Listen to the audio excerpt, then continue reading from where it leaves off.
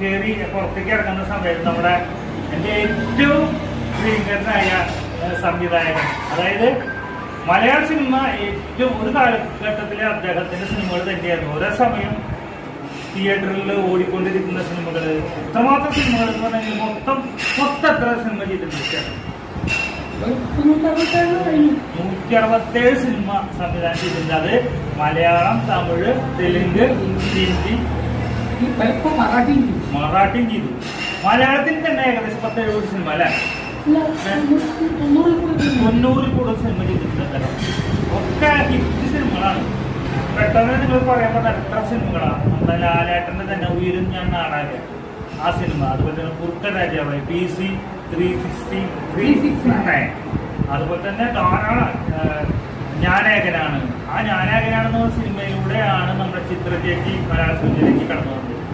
പിന്നെ സത്യനന്ദിക്കാട് മലയാള സിനിമയിലെ ഏറ്റവും ഫേമസ് ആയിട്ടുള്ള, ഏറ്റവും ഇന്നും അന്നും ഇന്നും എവർഗ്രീൻ ഡയറക്ടറായിട്ടുള്ള സത്യനന്ദിക്കാട് സാറിന്റെ ഗുരു കൂടിയാണ്.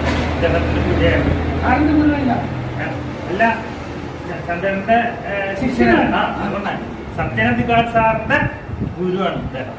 അപ്പോ നമുക്കറിയാം ചെറുപ്പം മുതലേ ഞാനൊക്കെ സിനിമ, എനിക്ക് 55 വയസ്സായി.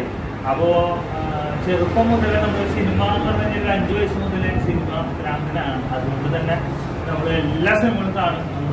അദ്ദേഹത്തിന്റെ സിനിമകൾ തന്നെയായിരുന്നു ഒരു കാലഘട്ടത്തിൽ. അതുപോലെ തന്നെ വേറെ ആരും ചെയ്യാത്ത സിനിമകൾ, അതായത് ശരിക്കും മലയാള സിനിമയിൽ ഒരു എന്താ പറയുക മാർക്ക് സൃഷ്ടിച്ച വ്യക്തി കൂടിയാണ് അദ്ദേഹം. കാരണം ആദിബാബം അല്ലെ, ആദിബാബം എന്ന് പറഞ്ഞ സിനിമ അതിലെ ആദവും ഹൗവയും മാത്രം ഉള്ള സിനിമയാണ്. ഒരു സിനിമ മുഴുവൻ 2 കഥാപാത്രങ്ങൾ അല്ലെ, 2 കഥാപാത്രങ്ങൾ മാത്രമല്ല ഡയലോഗില്ല.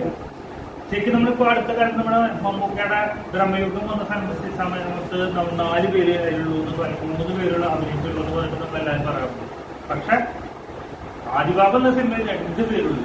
അത്രമാത്രം തിയേറ്ററുകൾ നിറഞ്ഞി കവിഞ്ഞ സിനിമയായിരുന്നു അന്നത്തെ കാലഘട്ടത്തിൽ. അതുപോലെ തന്നെ ആദിബാബത്തിലെ നായിക അഭിലാഷനെ ഇൻട്രോഡ്യൂസ് സാറാണ് അല്ലെ, കുറെ പേരെ ഇൻട്രോഡ്യൂസ് ചെയ്തിട്ടുണ്ട് അല്ലെ മലയാള സിനിമയ്ക്ക് വേണ്ടിയിട്ട്.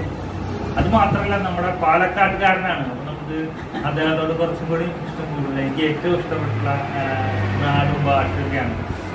പക്ഷെ അദ്ദേഹത്തിന് നമുക്ക് കിട്ടാറില്ല. കാരണം എന്താ വെച്ച് കഴിഞ്ഞാല് ചെന്നൈയിലായിരുന്നു ആൾ മുഴുവൻ. ഇപ്പോഴും ചെന്നൈയിൽ തന്നെയാണ്. ഇപ്പൊ നിങ്ങൾക്ക് കൂടുതൽ ഇദ്ദേഹത്തിന് കൂടുതൽ ഓർമ്മ ഉണ്ടാവും. കാരണം